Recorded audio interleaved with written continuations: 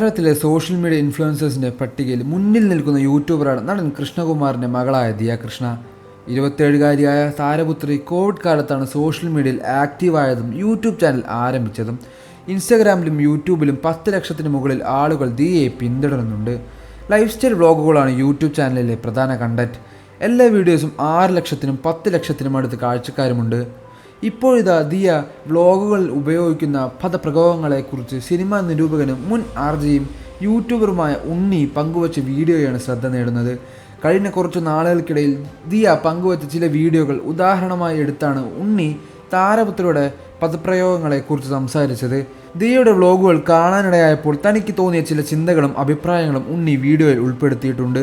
അടുത്തിടെ ദിയ പങ്കുവച്ച വ്ളോഗുകളിൽ ഗർഭിണിയായ സ്ത്രീയെ ചരക്കെന്നും ഹൈ ക്വാളിറ്റി ഇല്ലാത്ത ഭക്ഷണത്തെ ചെറ്റഭക്ഷണമെന്നും വിശേഷിപ്പിച്ചിരുന്നു.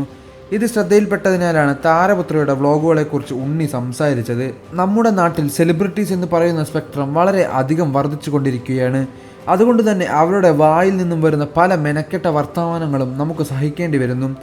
പലരും തങ്ങളുടെ ജീവിതത്തിൽ നിന്നും ഒഴിവാക്കിക്കൊണ്ടിരുന്ന കാര്യങ്ങൾ ഇത്തരം സെലിബ്രിറ്റികൾ വീണ്ടും കുത്തി നിറയ്ക്കുന്നു.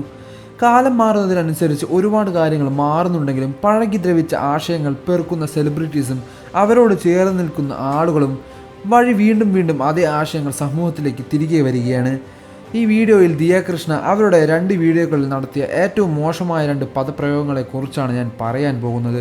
മെറ്റേണിറ്റി ഫോട്ടോഷൂട്ടിന് വേണ്ടി ഒരു ബ്ലേസറും ബ്രാലറ്റുമാണ് ദിയ ഉപയോഗിച്ചത്.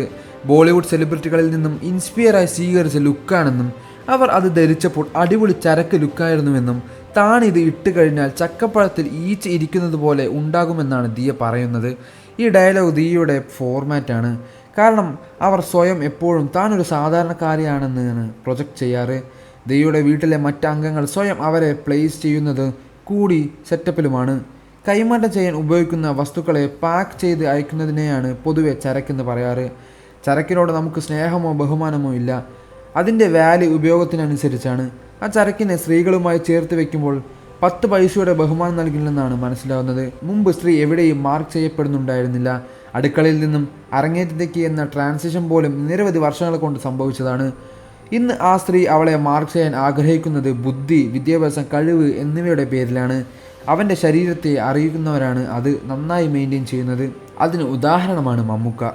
അദ്ദേഹം ശരീരം ഭംഗിയായി സംരക്ഷിക്കുന്നുണ്ടെന്ന്, മമ്മൂക്ക നല്ല ചരക്കായിട്ടുണ്ടെന്ന് ആരും പറയില്ല. പക്ഷെ നന്നായി ശരീരം സംരക്ഷിക്കുന്ന സ്ത്രീയെ ചരക്കെന്ന് വിളിക്കുന്നത് സ്ത്രീവിരുദ്ധയുള്ള സൊസൈറ്റിയാണ്. എന്നിട്ട് മുന്നോട്ട് വരാൻ ആഗ്രഹിക്കുന്ന സ്ത്രീകളെയാണ് ബഹുമാനം എന്ന വാക്ക് വെട്ടിക്കളഞ്ഞ് ചരക്കെന്ന് പലരും വിശേഷിപ്പിക്കുന്നത്. ഇത് ഒബ്ജക്റ്റിഫിക്കേഷനാണ്, തിരുത്തപ്പെടേണ്ടതാണ്. ചരക്കെന്ന് കോംപ്ലിമെൻ്റ് അല്ല, ബഹുമാനം അതിലില്ല. കോംപ്ലിമെൻറ്റിൽ ബഹുമാനമുണ്ടാകും. ദിയെപ്പോലൊരാൾ ചരക്കെന്ന വാക്ക് അവരുടെ വീഡിയോയിൽ ഉപയോഗിച്ചാൽ കൊച്ചുകുട്ടികളടക്കം ഈ വാക്ക് ഉപയോഗിക്കുന്നത് നോർമലായ കാര്യമാണെന്ന് ധരിക്കും.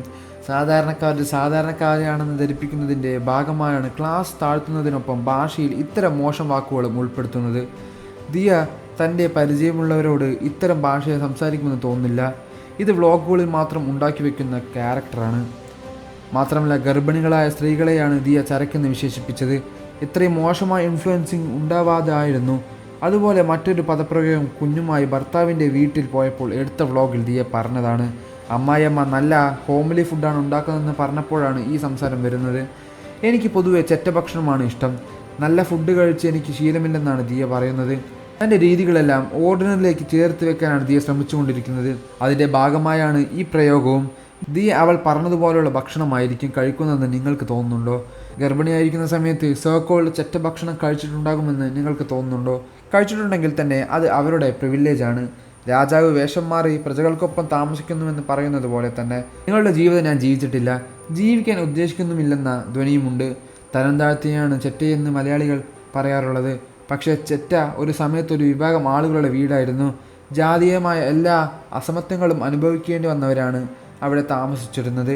ചെറ്റഭക്ഷണം എന്ന് ദിയ വിശേഷിപ്പിച്ച ഭക്ഷണം കുറേ ആളുകൾക്ക് ആകെ ഉണ്ടായിരുന്ന ഫുഡാണ്. ജങ്ക് ഫുഡ് കഴിക്കുന്നയാളാണെന്ന് പറഞ്ഞാൽ മതിയായിരുന്നു. പക്ഷേ താൻ വളരെ ഗ്രൗണ്ടായെന്ന് കാണിക്കാനാണ് ഇങ്ങനെ പറഞ്ഞത്. പലർക്കും നല്ല ഭക്ഷണം കഴിക്കാൻ പറ്റാത്തത് അവരുടെ ജീവിത സാഹചര്യങ്ങൾ കൊണ്ടും ലഭ്യതക്കുറവ് കൊണ്ടും അസമത്വങ്ങൾ കൊണ്ടുമെല്ലാമാണെന്ന് ഉണ്ണി പറയുന്നു. ഉണ്ണിയുടെ വാക്കുകളിലൂടെ അനുകൂലിച്ചായിരുന്നു കമൻറ്റുകൾ ഏറെയും.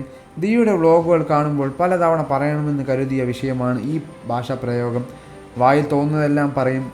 സിംപ്ലിസിറ്റി ആണെന്ന് കരുതി പാവങ്ങൾ അത് വിശ്വസിക്കും. എല്ലാവരോടും പരുഷമായതും ബഹുമാനമില്ലാതെയുമാണ് ദിയ പെരുമാറെന്നും ചിലർ പ്രത്യേകിച്ച് കുറിച്ചു.